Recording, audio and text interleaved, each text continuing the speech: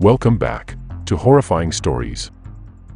Batman: The Dark Knight Rises was one of the most long-awaited movies back in 2012, the final installment to the Dark Knight Trilogy.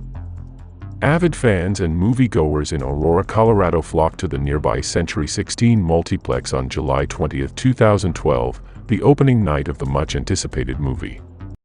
Among the viewers of the midnight showing was James Holmes. However, unlike the rest of the people inside the cinema, he wasn't looking forward to watching the movie. Instead, he was there to execute the mission he had been preparing for months. 18 minutes into the movie, he comes in through the emergency exit door, tossed in a tear gas grenade and opened fire, making him one of the worst mass shooters in America. This is their horrifying story. Viewer discretion is advised.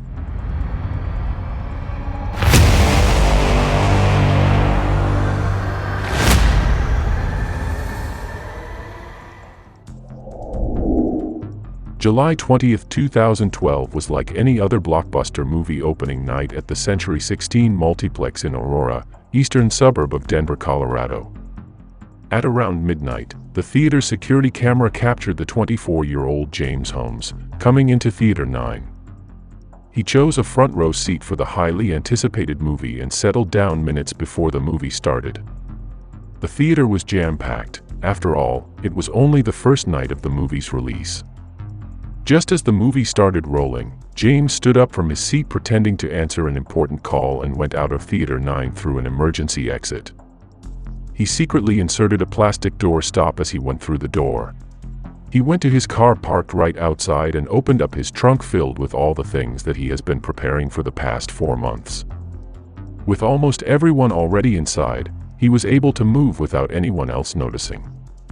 He grabbed his body armor and wore it, then put on a gas mask over his nose and mouth. Before he took out his weapons, he decided to call the mental health hotline at his university. After a few rings that remained unanswered, he dropped the call as if finally making up his mind. He was ready to execute his mission. The mission was a go. Thus, he proceeded to carry the weapons back to the theater. When he reached the theater's emergency exit door, which he had previously left open, he threw a tear gas grenade into the theater and stepped foot inside, then began to open fire. The whole theater went into total chaos. He was firing shots randomly at the audience using a 12-gauge pump-action shotgun and an AR-15 style semi-automatic rifle. Alternately, he fired shots using a Glock 40 caliber pistol. 911 first received reports of the shooting at around 12:30 a.m. Shooting in the auditorium, 315 and 314, there is at least one person that's been shot, but they're saying there's hundreds of people just running around. 316, be advised. Think somebody's spraying some gas over here too. 316, I need a rescue in here hot too, I got a guy shot. Distressed callers reported the active shooter to dispatchers while multiple gunshots and chaos can be heard in the background.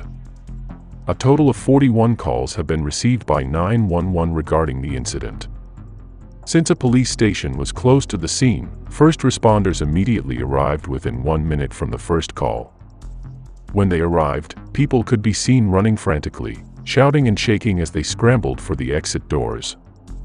A lot of the people who escaped the horror had bloodstains on their clothes. Many who made it outside the theater were injured and they were immediately given medical attention.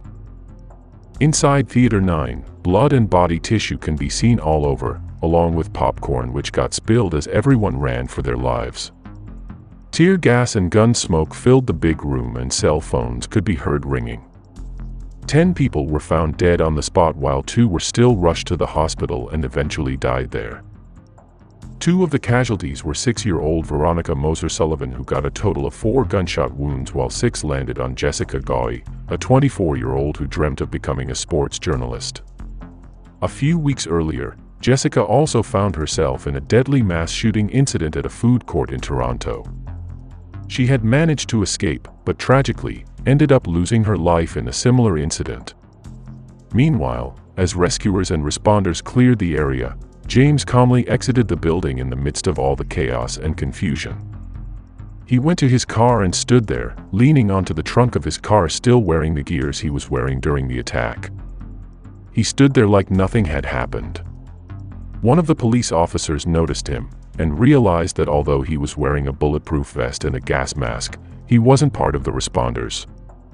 So officers decided to approach and interrogate him. Within minutes, he was arrested and taken under police custody. James' hair color was dyed red, seemingly wanting to appear like the character of Joker in the movie. Reportedly, James also told officers that his apartment was booby-trapped with explosives. Officers rushed to his apartment and carefully secured the area to prevent further casualties. Bomb squads and explosives experts took calculated and careful moves to safely access the apartment and deactivate all the explosives. They initially used the window to access the apartment and do some controlled detonations. Then they deployed a robot to enter his unit through the main door, to eliminate risk of another casualty. As the robot entered the door, its camera captured a shocking scene inside. Bombs were all over the floor, tripwires were installed, and there were a number of improvised explosives using pickle jars full of bullets inside. It took the authorities 2 days to safely deactivate all the explosives and disable tripwires inside his apartment unit.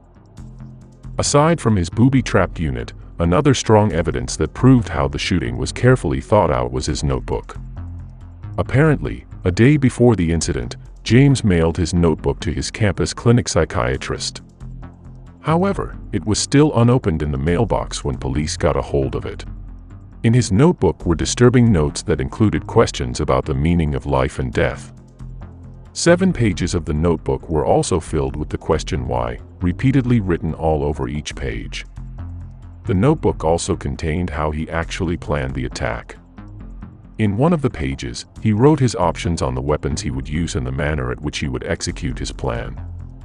One of the options showed he considered serial killing, but beside it was an X mark and noted that it was too personal, there's too much evidence, easily caught, and only a few kills. Last in the list was mass shooting, and beside it was a check mark and a note that read, maximum casualties. Right after were the options on the locations. He initially considered the airport but deemed that security might be too tight, so he opted for the movie theater since it is a confined area with a limited number of exits. One of the pages also showed a sketch map of the theater detailing how he would execute the attack. With solid evidence, on July 30, 2012, initial cases were filed against James Holmes with 24 counts of first-degree murder, 116 counts of attempted murder, and 2 charges for illegal possession of serious weapons. In March 2013, just 8 months after the horrifying attack, James pleaded not guilty by reason of insanity. Going back to his childhood, unlike many people who suffer with mental health issues, James didn't have a dysfunctional family nor had any traumatic experience that could have triggered his tendencies. He was quiet, had analytical skills, and was an achiever at school like his father. James holds a degree in neuroscience from the University of California. He graduated in 2010. By June 2011, he took graduate courses in neuroscience at the Denver campus of the University of Colorado. It was in grad school that he started to struggle with his academics, but it was also there that he had met his first girlfriend. 2012 was a rough year for James. He and his girlfriend broke up and he also dropped out of school. In a series of interviews with the court-appointed psychiatrist, James recounted plainly and coldly that the mass shooting was his mission. In his twisted view, every death constituted one point to his own life, so as to add value to it. He thinks his life is worthless, so he needed to take someone else's life to make up for it. The only regret he felt was because one of the casualties was just a 6-year-old child. He told the psychiatrist he didn't intend to kill children, which is why he opted for the midnight showing. With regard to the 70 people who obtained injuries, he said that there weren't any points for it, and sadly, he considers them as collateral damage. To him, that's just how the mission works. When asked what run through his mind while he was actively shooting people, heart pumping, adrenaline racing, no, calm, keto, calm and collected. After a total of 22 hours in multiple sessions, William Reed, the psychiatrist, diagnosed James with schizotypal personality disorder. James was indeed mentally ill, however, William came to the conclusion that he was still legally sane. James' mission was indeed premeditated and planned. Thus, on July 16, 2015, just 4 days before the third anniversary since that horrifying night, the jury found James Holmes guilty of 24 counts of first-degree murder, 2 counts for each of the 12 fatalities. He was also convicted for 140 counts of frustrated murder for the 70 people injured and 1 count for possession of explosives. He is currently serving his sentences, a total of 3,012, at the Allenwood Prison in Pennsylvania. Thank you for making it this far. If you like this video, please click the like button and subscribe to our channel to immediately get updated on the latest uploads. Let us know what you think about the story, we would love to hear from you. We greatly appreciate your support. Once again, thank you, and see you on the next one.